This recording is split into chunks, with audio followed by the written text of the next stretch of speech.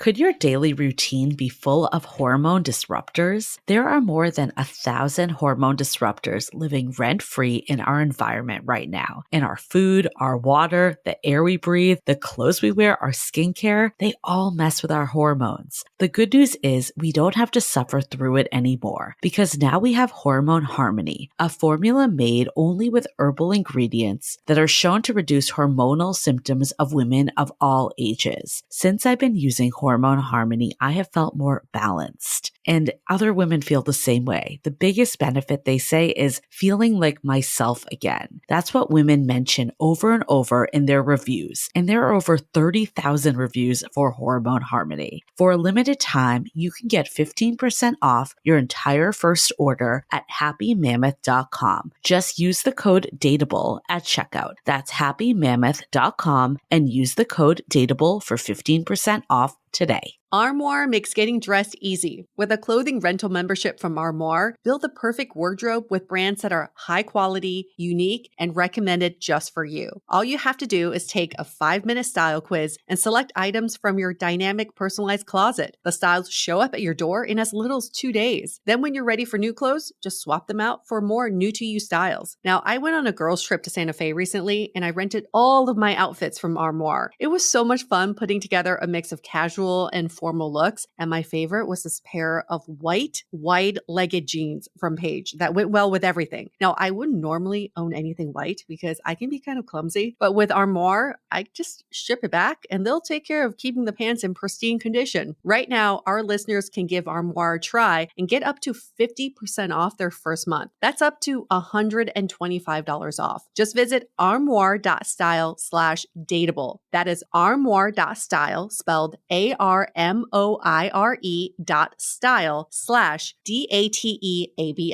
to get up to 50% off your first month and never worry about what to wear again. Try Armoire today. Hi, I'm Yue Xu. And I'm Julie Kraftchick. We're active daters turned dating insiders. Here to dive into everything modern dating and relationships. Welcome to Dateable.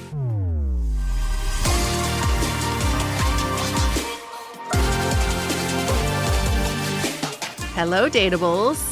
Welcome to another episode of Dateable, and this is a special one. We are today birthing our baby, our book, into the world, officially. Officially our pub day. So the book is out. We've been talking about this now for months, it feels like. We were able to tell everyone that we had a book coming in July, and now it's here. It's actually in bookstores. You can get it on Amazon, you can get it at Barnes & Nobles, and of course the audiobook, Spotify, Audible, all the places.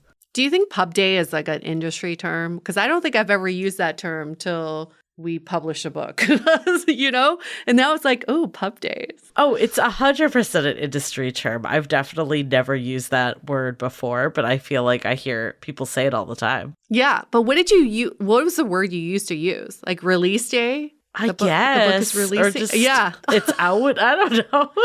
It's out. Yes. There we go. Our book is out today. But I think like what a lot of people don't know, and maybe they do if they've heard us talk about it before, this has been a very long process. This has been a true birth. Well, it's more than a birthing because it's been like 3 years that we've been doing this. So it feels so surreal to just be seeing this. Like when we got the actual books come in, for everyone that's on video right now, you can see me holding the book.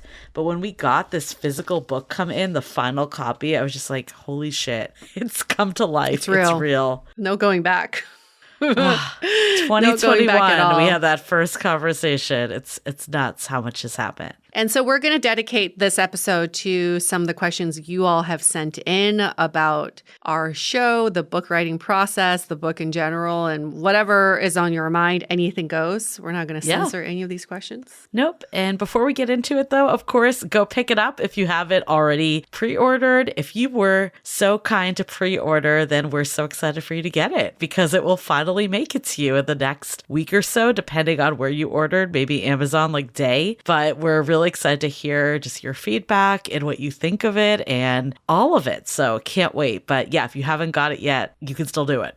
Today's the day. Tell us your dating archetype. I think more of you can tag us on Instagram with your archetype. We're so curious to know what you all are because it's like, it's also information for us too. And it's just so interesting to see everybody's different archetypes. And for those of you who've already taken the quiz or you know what the quiz is about, just share your results with us. Yeah. And just a reminder too, for anyone that hasn't taken the quiz, it is on howtobedateable.com. You don't even have to buy the book to take the quiz. Of course, if you buy the book, it'll make a lot more sense and it'll keep going through the whole process of, ultimately making dating work for you and finding your person. But even if you don't, you still get the quiz and check it out. Yes. Should we dive into some questions? Let's dive into it. Do you want to read the first one that we got? All right. The first question is, I'm interested in how you two wrote the book collaboratively. In a previous episode, Julie, you discussed you love being at Starbucks and writing. Yue said that she was not. You also mentioned how you didn't trade off chapters, but wrote collaboratively. Can you elaborate on what that means? Yes. So I think it took us a bit to get the process down of what worked. We mentioned this. But what we ultimately netted out on, and Yue, fill me in if there's anything I'm missing here, but what really worked well was we kind of discussed an outline of what the chapter would look like. You would start by sending me some bullets of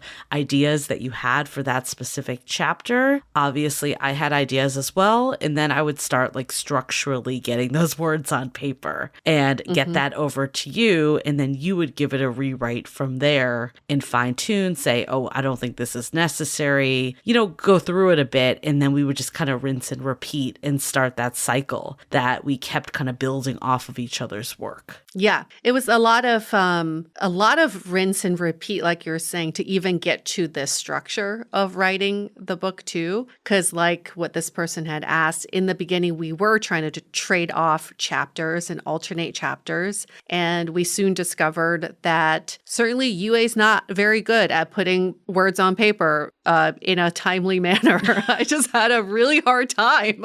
When they talk about writer's block, I was like, is that just a permanent thing? Because that's what I have all the time. And then Julie's very good at getting ideas and just words on paper, words on digital words on digital on the paper. Computer. Yeah. And typing that out. So we're like, oh, this is actually good because we can move much faster if Julie puts the words on paper, knowing kind of where we want to go with the chapter, and then we can just kind of restructure and rewrite as we go. Yeah, we were able to kind of time it too, that you would pass your bullets over. Then I would take the first stab at the draft of that chapter. But then while I was doing that, you were doing the rewrites on another chapter. Yes. So it was all in cycle. So that was really good to just keep things moving and running and all of that. And in the middle of writing our book, we had a whole restructure too. Yes. Due to some feedback from our editor. And this happens all the time. We've heard it from other people. And in fact, I think we've had less restructuring than many books. So I feel lucky about that. But this was a major overhaul of the book. So then we had to go back and redo those chapters. Yeah. And I think a big piece of it was that when she read it all, and she was very collaborative with us the whole time too. Shout out to our editor, Ronnie, who is amazing. And she would give us feedback as we went on the chapters, and definitely on some chapters she pushed us a lot, and in other ones she was like, you nailed it. So it really depended on the chapter. But with the major restructure that Yue was just talking about, was we really was what she said is, you're burying the lead of, and what did we realize? That we were saying it wrong the whole time. Because it's we're spelling burying the lead wrong. LEDE. Yeah. Isn't it lead? I had no idea.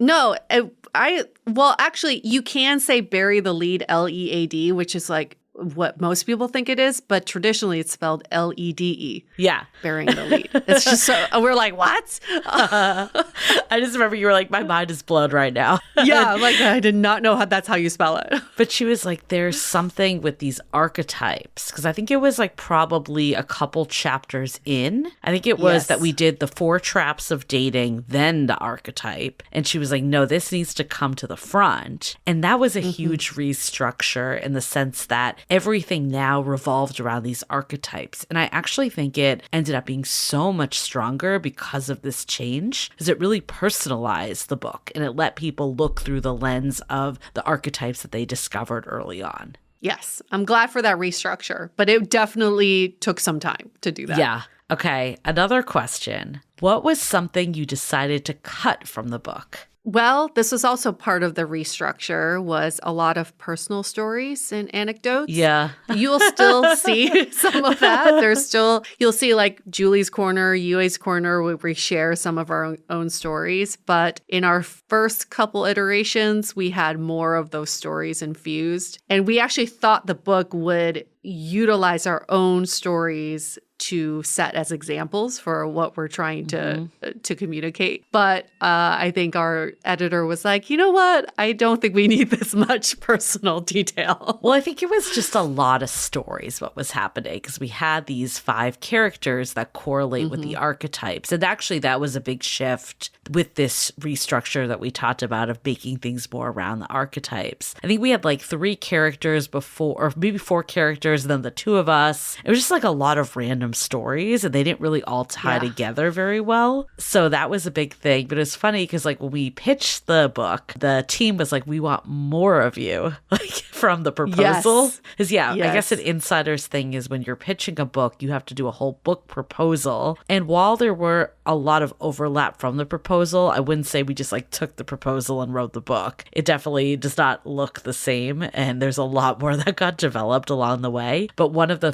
pieces of feedback was like, oh, we want more of you two in your story. So that's what we leaned into heavily. And then after it all, it just became a lot. It was hard to follow. So we're like, okay, less. I will give an Easter egg though. There may be 1 or 2 stories that folded into one of the characters that may be one of our personal stories. Or exactly. A dater we talked to, quote unquote. So we're like, this one's too good. We can't lose it completely. I know. They're all real stories. It's just who we assign them to. Right. I think another thing I'm just thinking about, like what we decided to cut from the book, was we had this whole part about defining the relationship that was like super tactical. And it's not like that it's not important. I think there's definitely a place for it. But we actually ultimately decided that it was like a little too tactical for this book. And we decided it would be better set as like a guide that we could give out for anyone that orders the book after the release. So that is a gift that people will be getting. They will be getting the DTR guide as part of the continued push to,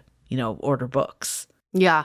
This was part of the challenge of writing the book, was finding the balance of mindset, theory, kind of like bigger picture. Yeah. And then combining that with day-to-day tactical framework. And we wanted to strike a nice balance, but also we didn't want the entire book or most of the book to be too tactical. Then you're like walking around with this like step 1, step 2. Manual, yeah. Yeah, because ultimately, I think once you read the book, you'll understand it's a holistic shift, and it's not just about step 1, step 2. It's more of the bigger change that we're all seeking. Yep. And I think there's certainly tactical elements. Like a lot of the people that we talked to when we've been doing like our podcast tour, they were like, there's actually a lot in here that people can start using today. That's very applicable and realistic. So it's not all theoretical or anything like that. Yeah. So another question is, where did you feel you did the most research for the book? I think in terms of stats and just understanding the landscape, it was probably the intro around the love crisis and really diving into like Pew Research and just all these different sources that we tap to really get like a holistic view of what is happening in the modern dating landscape. Of course, Yue and I know what's happening from what we see and hear, but it was really good to also back that up with data. So I think that was a big research arm that we did that was looking more at the market data. In terms of like research for the book in a different way, I would say maybe the quiz of just making sure that we tested it on enough people and found any areas of leading questions or anything that skewed the results. That was a really big focus that took a lot of time. Yes, we tested the quiz quite a few times. There are a few iterations of the quiz as well. And everything's by design. So I know we've had a few questions about why is it designed in this particular way? Why are there three choices for the responses? And again, everything is by design so that you're able to take the quiz quickly and go with your initial gut reaction. So you don't overthink each question and overanalyze it. And if you do end up overthinking and overanalyzing, you're probably a thinker. Yeah. That's a really good point too, because actually in the book, there is like a quiz light. So you're not actually having to add and tally up scores. And that was a huge balance that we were trying to do of what is readable and doable versus accurate. So I think that we were able to strike a really nice balance of the two options, the digital and the actual like tallying one. And the tallying one is not that painful at all. We made it in a way that is actually really easy. I just remember I was like reading this book once and it was asking me to add all these things up. And I like literally wanted to throw the book because I was just like, I can't do this right now. This is way too complex to like go through every line and remember each one and how they correlated, what numbers to provide. I was just like, this is not enjoyable and I don't even care anymore. I'm over it. Well, thank goodness that our online version just tallies it up for you. So it's automated. But we did have some earlier versions of the quiz that did require a little bit of math. Yes. And I remember a friend of mine who has ADHD. She's like, I just gave up. Yeah. I just gave up in section 2 or question 2.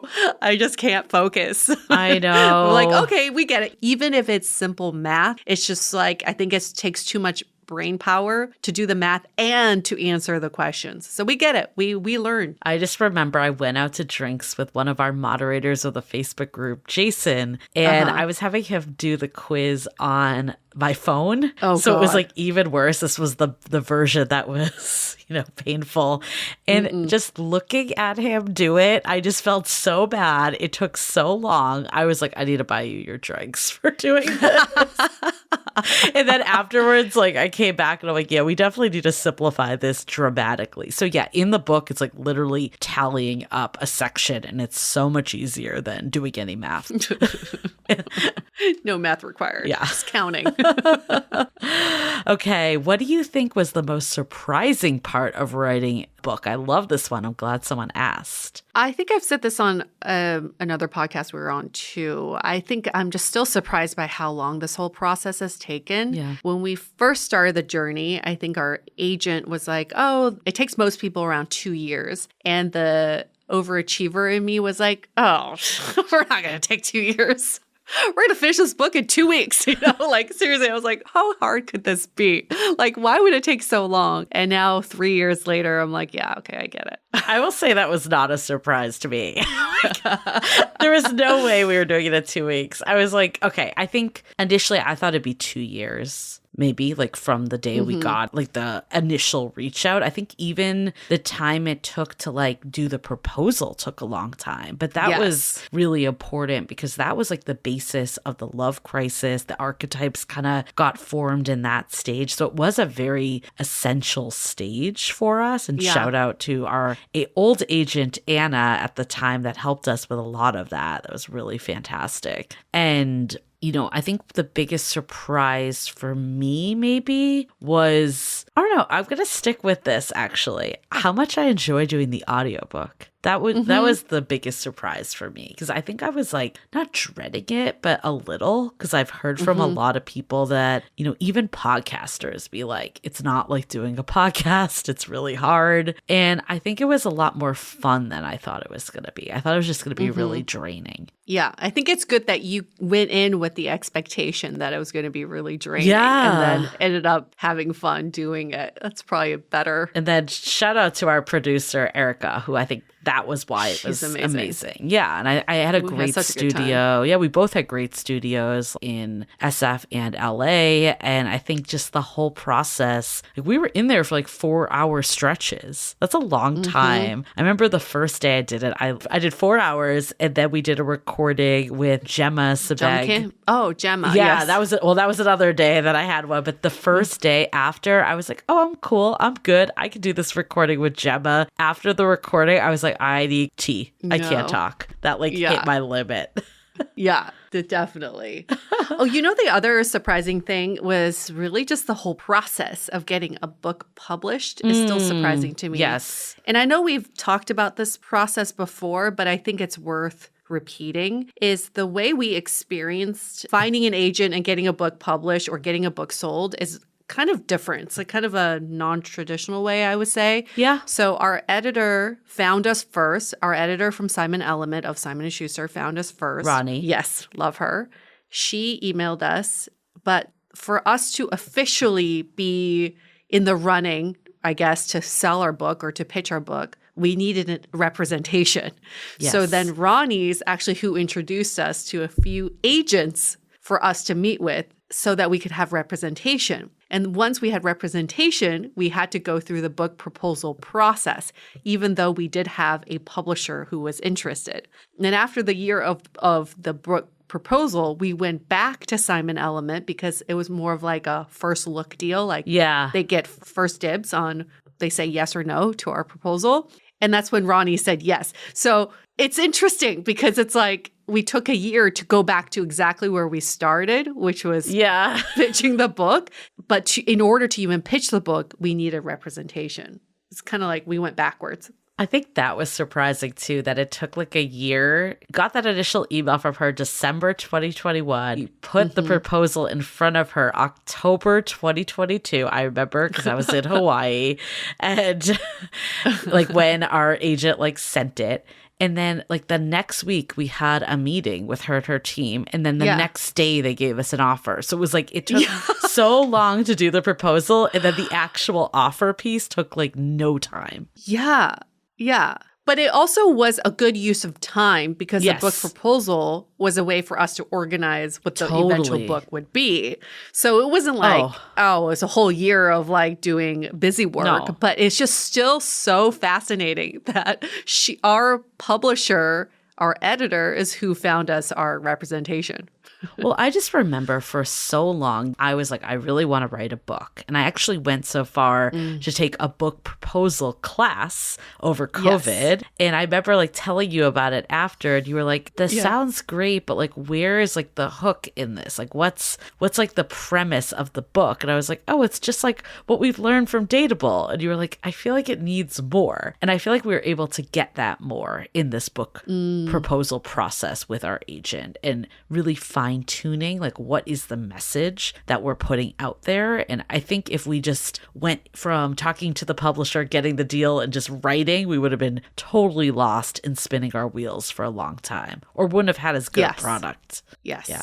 Absolutely. Okay. Well, I want to go into some personal questions that came as well. But before we do, let's take a minute to hear from our sponsors. If you're anything like me, the post-holiday blues sometimes set in. Something I love to do, though, is treat myself to something a little special at affordable prices, of course. That's where Quince comes in. I asked for a Quince gift card for the holidays, and my parents delivered. I've been obsessed with the flow knit wide leg pants I got a couple months ago, wearing them all the time, so I might need to get another pair. It pairs so well with the camel Mongolian cashmere sweater I also got from them, which also may be something I want to consider getting another one of, because at $50 for cashmere, who can resist? They also have Italian leather handbags, washable silk skirts, and European linen sheet sets. Whatever you're looking for, all Quince items are priced 50 to 80% less than similar brands. Treat yourself yourself this winter without the luxury price tag. Go to quince.com/dateable for 365-day returns plus free shipping on your order. That's QUINCE.com/dateable to get free shipping and 365-day returns. Quince.com/dateable. Start the new year with a new language in your repertoire. What a great time to acquire a new language when you're energized and ready to tackle a personal challenge. It's certainly on my list, and I'm so grateful to have Rosetta Stone as my handy language tutor, the most trusted language learning program available on desktop or as an app. It truly immerses you in the language you want to learn by employing fast language acquisition tools, such as no English translations and an intuitive process that helps you pick up a language naturally. First with words, then phrases, then sentences. Everything's designed for long-term retention, so you don't have to worry about forgetting that language when you actually need it. Start the new year off with a resolution you can reach. Today, Dateable listeners can take advantage of this Rosetta Stone's lifetime membership for 50%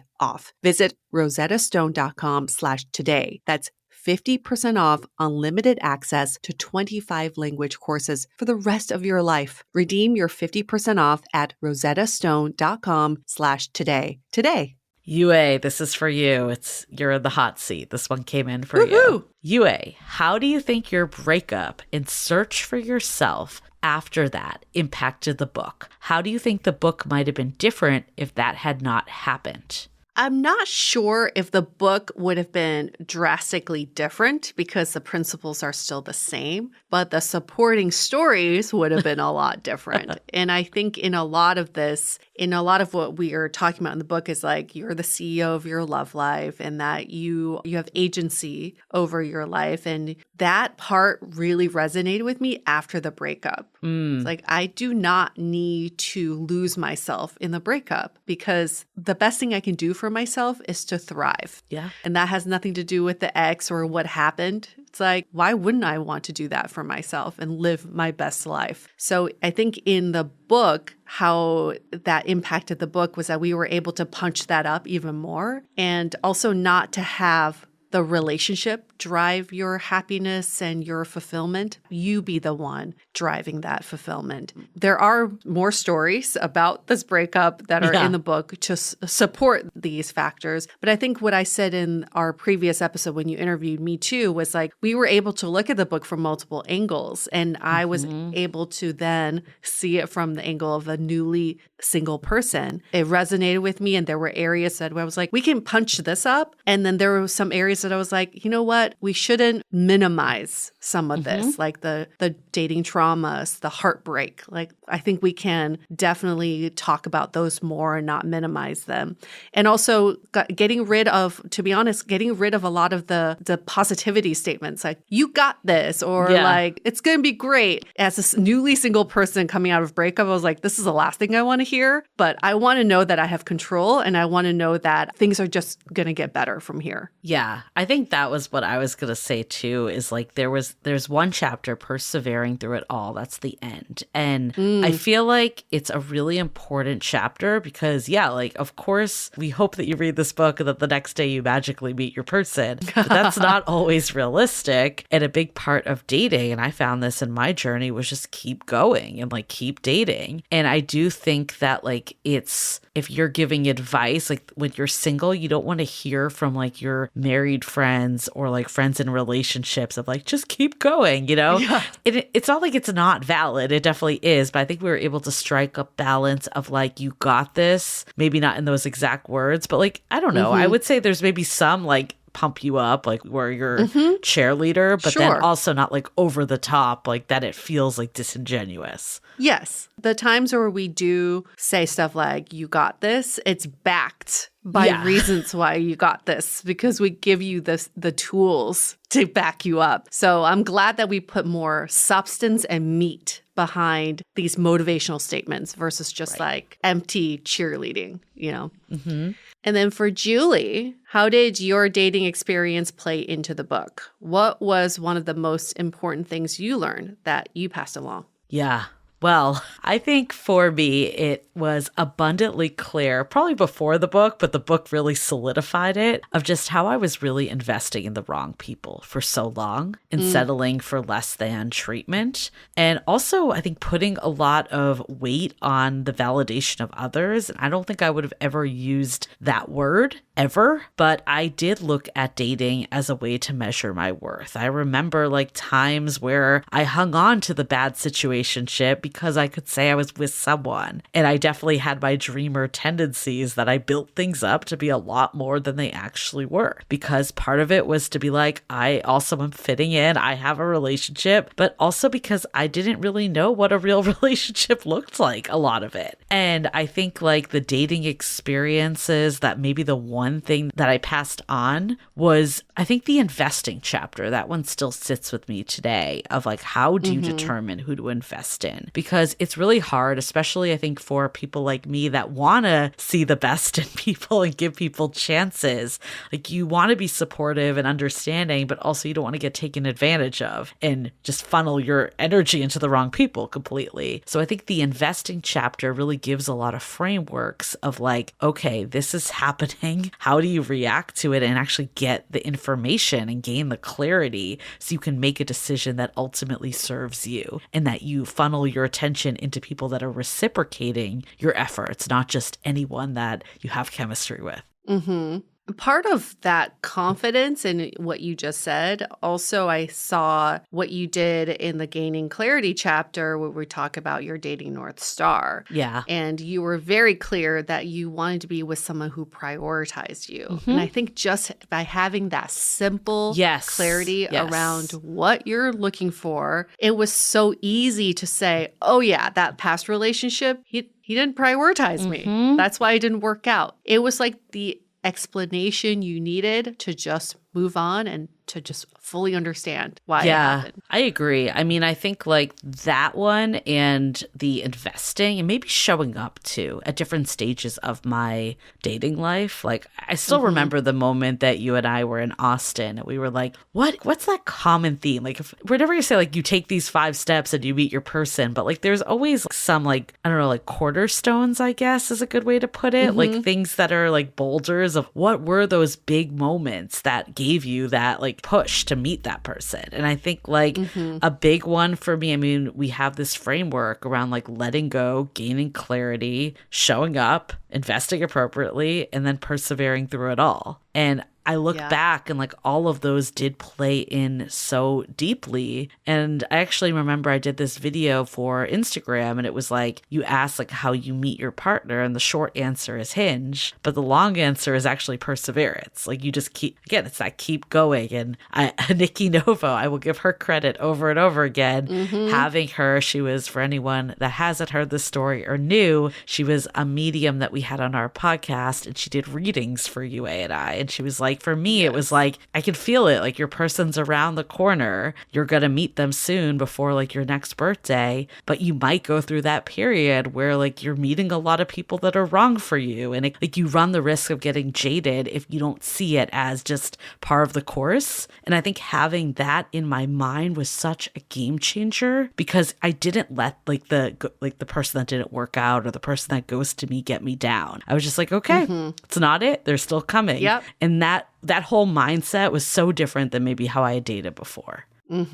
Yeah, it's liberating. It really is. So believe in mediums or not, I think having that feeling like it's happening for you, because inevitably it will happen. Like, I look at all of our friends, it's like if you prioritize anything, like inevitably it will happen. So thinking it will happen instead of questioning why it might not, it just changes how you show up and interact with people in so many ways. Yes. Okay. Question for you, Yue. Do you have any advice around interracial relationships you can share? Interesting. I would say there's like this sensitivity around race in dating that we don't have around if you were to date someone who was brought up in a different city than you. And I think it's kind of the same thing. Like, if I were dating someone who was raised in the South, I would be like, oh, what did you eat growing up? Did you go to church? Like, how were you influenced by the culture around you? I would have no problems or qualms, and I think most people wouldn't, asking those questions. But somehow when you bring race into the picture, it's like, ooh, I shouldn't ask what they ate when they were growing up, or like what their cultural traditions were. Why wouldn't you? I think the curiosity is what makes dating different people from different backgrounds and cultures so magical and fascinating. So let's just get curious. And I think on the receiving end, we just have to see the other person as like this innocent child who is just wants to learn more about you. And some of that may come with questions that you're like, really? I mean, I was offended when I was in middle school by some guy that was like, do you eat ice cream with chopsticks? But I think with how is that even possible? I know, but he was a kid, you know, and it's like now if someone asked me that, I would just be like, yes, I would ask that question back, like, how is that possible? But at the same time, I think we just have to see the good in people in a lot of this. And it's like, we're just trying to understand differences. And some of that comes with ignorance and some of that comes with sensitivities. But if we just go with the erring on the side of the good in people and that they just want to get to know you, I think it makes interracial dating so much better and easier. That's just so good to hear, because I remember a story you told on a podcast like years ago. Yeah. And I feel like that's why I love the podcast, because there is proof of our journey. If anyone really wants to binge, if you start at episode 1, you can see our whole trajectory over 10 years. I give you credit if you do that. But yeah.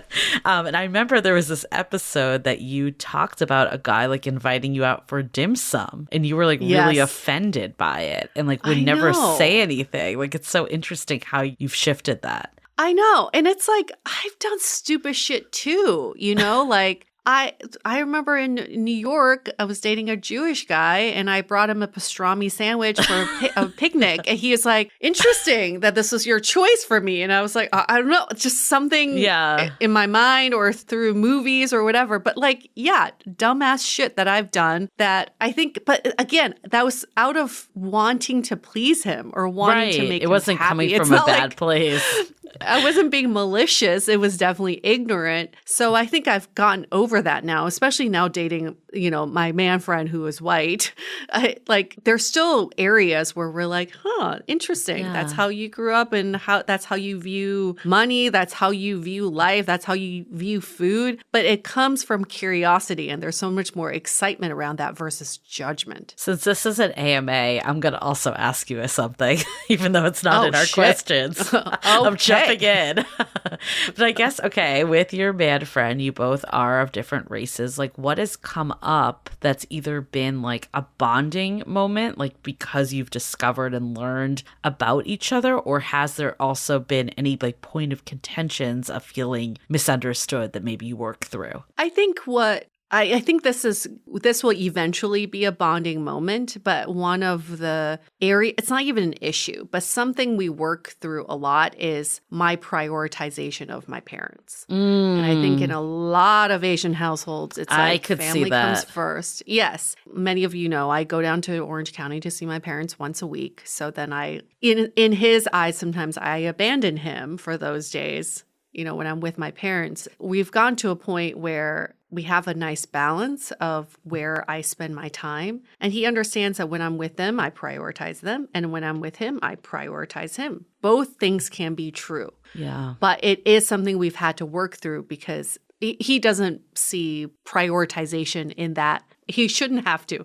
Everybody has their own way of, you know, ranking the people in their lives. But at least we're very upfront. I'm like, yeah, when I'm with my parents, they're number one. That's really fascinating because I have a lot of Asian girlfriends, as you know, and like some of them like do either live with their parents, like now that they have children, they live with them, or they're just always around. And it feels like a little foreign to me, especially I live on the opposite side of the country. But even if I live near my parents, they probably would not live with me. And that doesn't mean like I'm less close with them, but it's just different. It's like a different expectation. And I think sometimes like even I'm like, oh, you do go to your parents a lot. And I think culturally, like sometimes you don't really understand it. Yes. And I think that's all that can be true, you know, and then everybody needs to figure out for themselves too. Right. Like for me, I don't want to over correct on that side either because of Asian guilt and generational trauma. I don't want to be like, I owe my parents my life, but I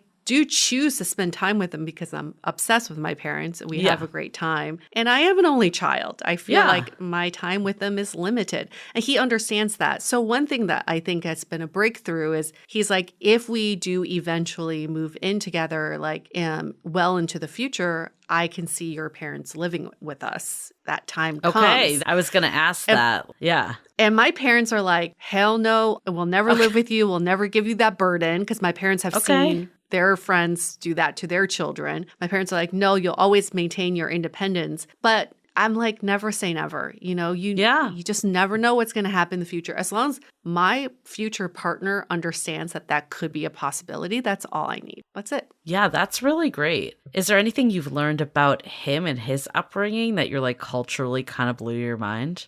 I think it's just the culture of consumption is very big in his family and his upbringing. And it's just so not me. Like, he doesn't like leftovers. He doesn't finish all the food on his plate. That's foreign to me.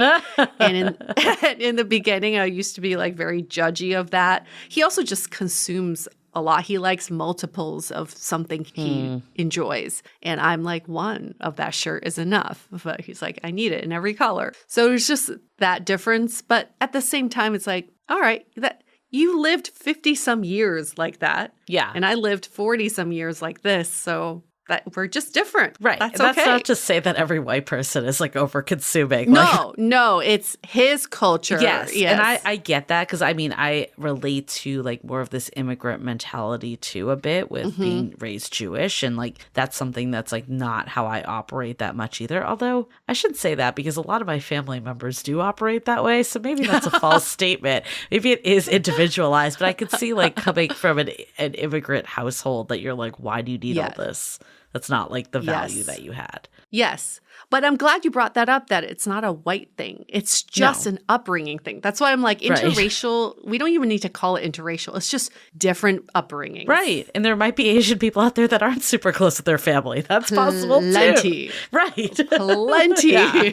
Like many of my exes. So. Yeah. I love it. Okay. There's a couple more questions that we have, but I do want to take another quick break to hear from our sponsors. Did you know we're eating and drinking roughly a credit card's worth of plastic a week? That's why I've been on a journey to eliminate toxins and plastic from my home, and I hope you are too. The products that we're using every day are ultimately contaminating our water supply, generating hundreds of microplastics that we end up ingesting. So Blue Land set out to do something about it. Eliminate the need for single-use plastic in the products we reach for the most. They offer refillable cleaning products with a beautiful cohesive design that looks great on your counter. You just fill your reusable bottles with water, drop in the tablets, and wait for them to dissolve. My favorite Blue Land product that I can't live without is the laundry tablets. They contain clean ingredients and are so easy to maneuver. And they're so affordable. Blue Land has a special offer for our listeners. Right now, get 15% off your first order by going to blueland.com/dateable. You won't want to miss this. blueland.com/dateable for 15% off. That's BLUELAND.com/DATEABLE to get 15% off. Some things you wouldn't mind being stuck with, like a huge inheritance. But a phone that has to be plugged in just right so it charges is not one of those things. Switch to Verizon and we'll pay off your old phone up to $800 via prepaid MasterCard for a new one on us. Just trade in any phone from our top brands with select unlimited plans. $829.99 purchase with new smartphone line on select unlimited plans. Minimum $90 per month with autopay plus taxes and fees for 36 months required. Less $830 trade-in/promo credit applied over 36 months. Trade-in terms apply. Payoff phone requires smartphone purchase and port-in with new smartphone line on select plan. Must provide most recent bill showing payoff amount of eligible phone. Additional terms apply. Your neighborhood just got cooler with Kroger Delivery's refrigerated trucks. Simply order groceries at the same great prices online as in-store, and we'll bring them to you fresh every time. And if that wasn't cool enough, you can now earn 4 times the fuel points after 4 with your digital coupon. Choose a next-day Kroger delivery time slot for 4 p.m. or later on Tuesdays, Wednesdays, and Thursdays. Must deliver by February 4th. Restrictions apply. See Kroger.com for details. Okay, Julie, you ready for your question? I'm ready. How did you know your partner was the right person for you? Ooh, okay. It's a good one. I think there were actually a couple defining times.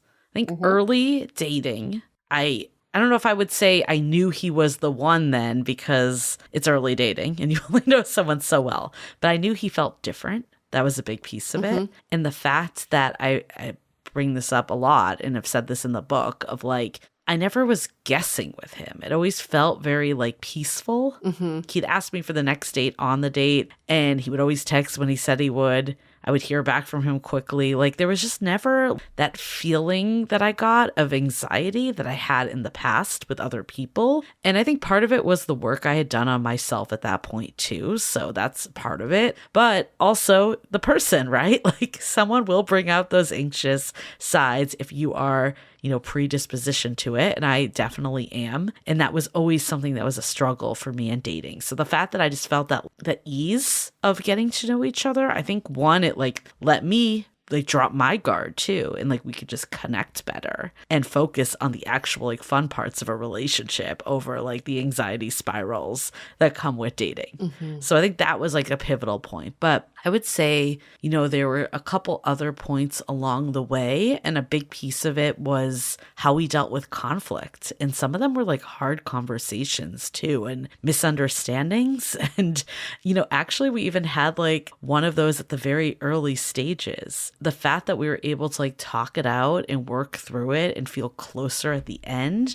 that was like ultimately how I knew that this was the right partner for me. Because I think the one thing that especially going into a marriage, is that you can't predict forever. Like things might come up, you might get triggered in certain ways. And even like, in the best of relationship, there are times that you can feel like a heartbreak and you can feel like disappointed by someone. That's just reality, unless like someone is just like, a carbon copy of yourself and thinks the exact same way as you all the time. So it's navigating that. And I think we've laid a really good foundation of how to navigate that. And that again has shown me that this is someone that I can take that step with.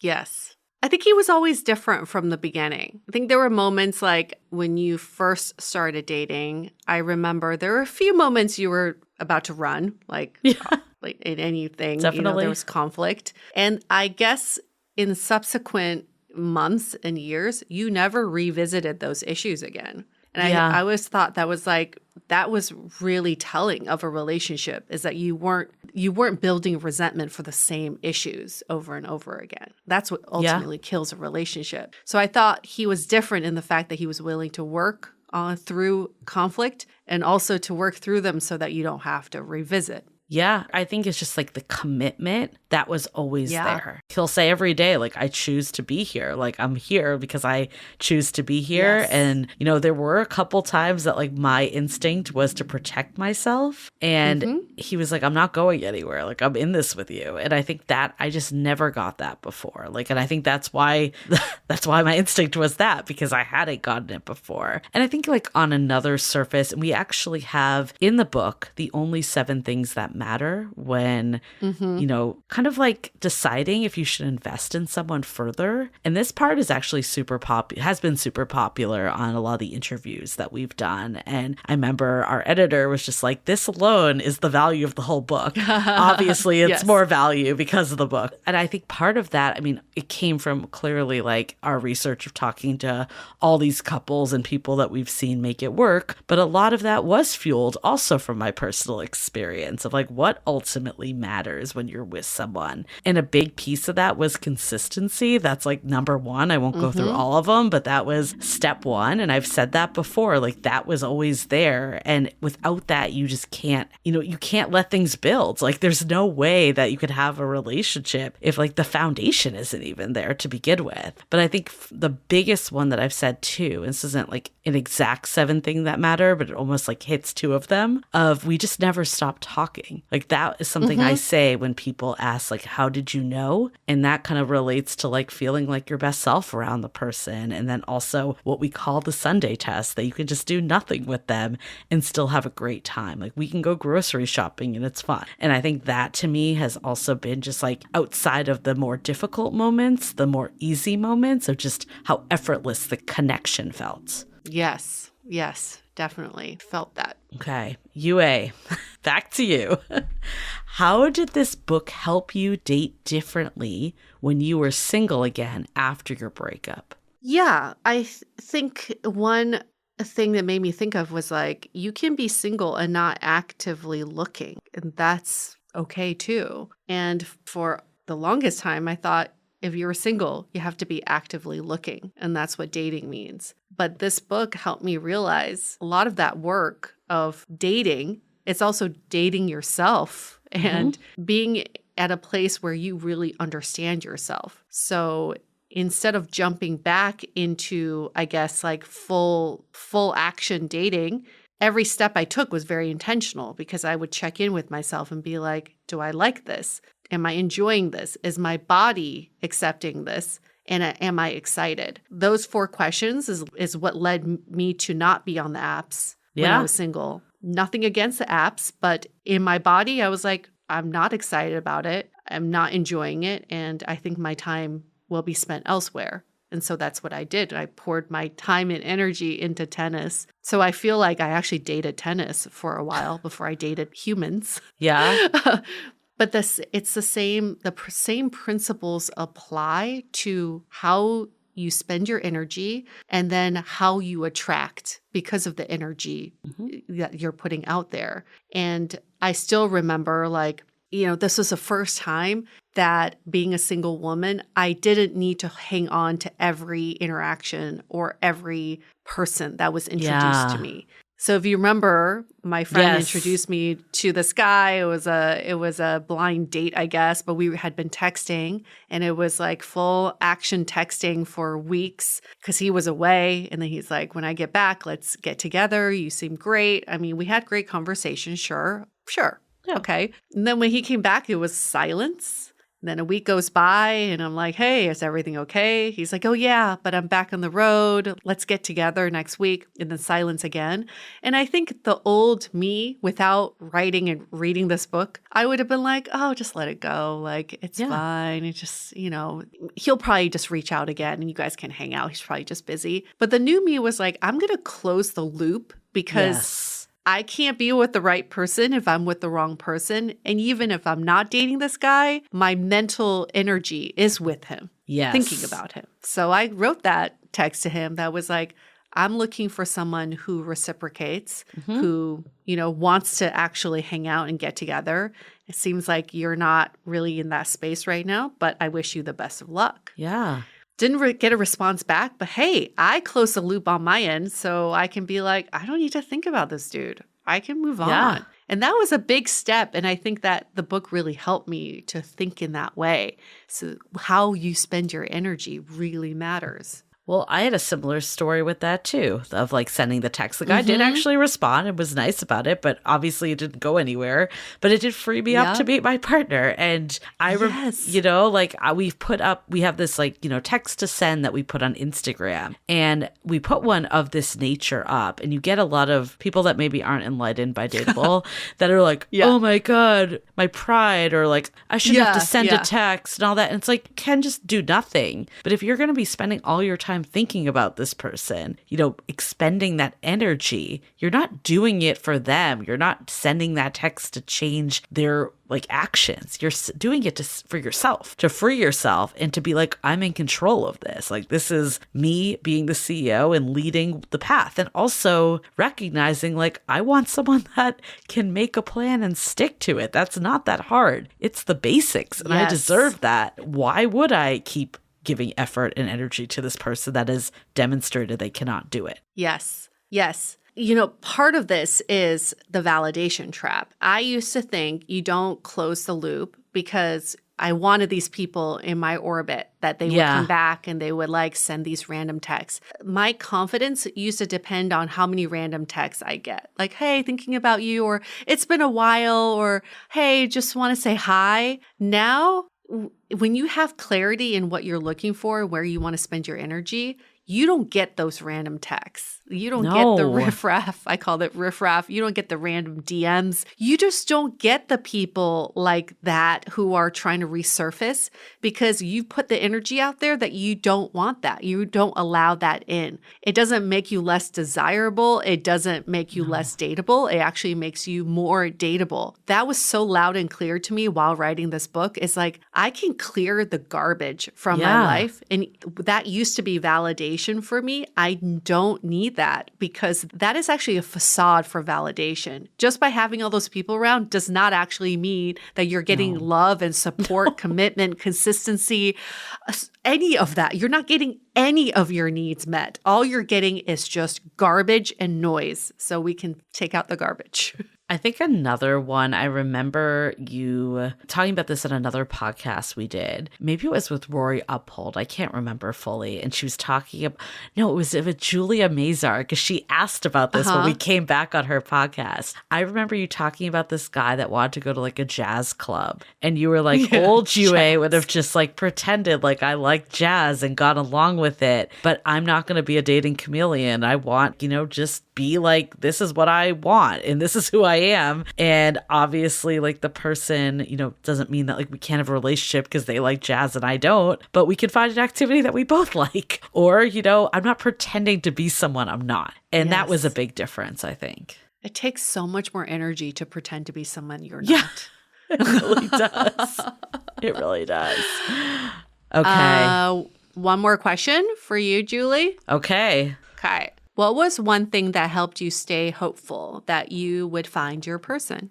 Other than I Nikki know, Novo. I was like, I'm going to go back to that because that really was it, though. I mean, I will find another example, but I think that was it because it was so reassuring that I don't know, I had the confidence, I guess. She gave me like that confidence, and we hope to do the same for all of you with this book, that it will happen for you. Like there's no reason. You are dateable. There's nothing you need to change. It's just like you need to get out of your own way. And for me, it was like stop trying to change people and make things happen that aren't going to happen and find someone at your level. And for other people, it might be different things, but that was a big one. But I think when I look at other hopefulness, I think it's so easy to fall into the comparison trap of like your friends have this and it's actually like kind of can make you feel really bad. I think for years I did that. Like wedding season one year was really hard for me because it was like everyone was getting married and I was going through a breakup. It just was hard, right? And I think like instead, what I learned to do and wish I had done that was being like, if they can do it, like I can do it. If it's out there, this is proof that it's out there and that's totally feasible. Like people would always be like, dating is the worst in San Francisco. And what we've learned is people say that in every city. Dating is the worst in New York. It's the worst in Chicago. Everywhere. We're like, it's not the worst because everyone else say that. But then look at like your friends that found people there. That's like proof. So instead of like, I guess, comparing, it was more about finding proof and taking inventory of like what was happening and pulling from those examples too and being like, this is what I like in a partnership. This is what looks good in dating. And I think especially for me is I had some relationship experience, sure, but nothing to like the real committed,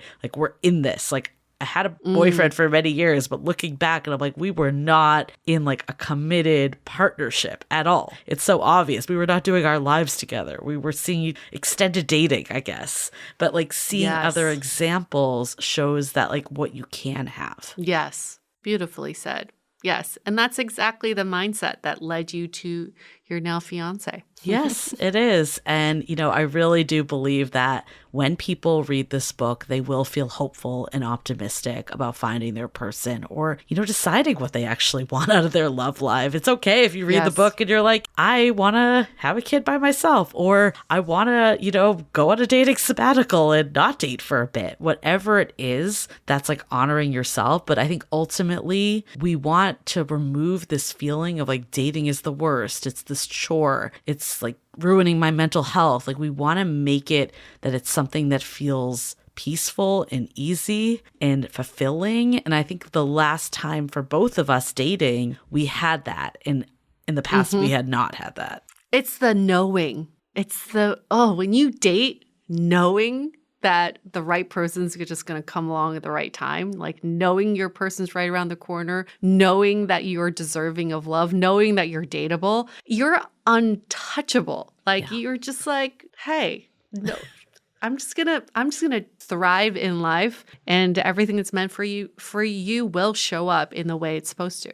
Yes. So we are excited to celebrate. We are both going to take some relaxation time as well, in addition to, obviously celebrate with all of you. We're excited for upcoming Dateable Day. If you're unaware, go into our Facebook group and learn more. And that's going to be an opportunity for groups, like community members, to meet up in person. We love seeing this happen. We're just going to have that one official day where all the different groups get to meet up and meet other people in the Dateable community, and of course celebrate, because we're in a new phase. We're in a new chapter, literally with a book. We're in a new chapter. And then also we have some events coming up too to celebrate the book in person in SF in LA. So stay tuned. We will be sharing more about those in the upcoming weeks. And if you're in a city that we didn't name and you would like for us to come out there, just send us a request. If you know like a company or organization, a school even would benefit from us holding an event or partnering with them on an event, just let us know. We want to make it happen. We would love to do a multi-city tour. It's just like, show us the demand and we'll try to make it happen. Awesome. Okay, well, make sure to pick up How to Be Dateable, the essential guide to finding your person and falling in love, which is officially out today. Woo! Bravo. And with that, we're going to wrap up this episode. Stay dateable.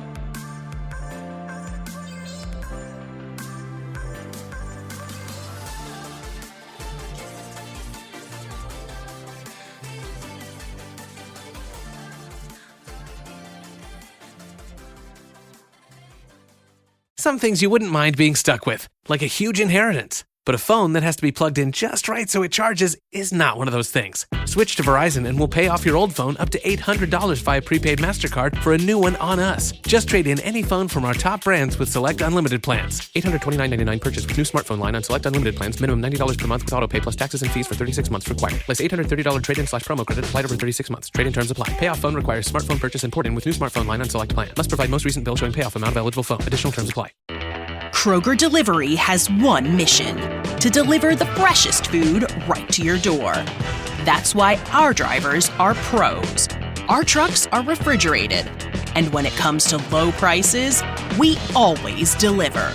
With $20 off your first order of $75 or more, there's no better time to get in on the action. Mission accomplished. Restrictions apply. See site for details.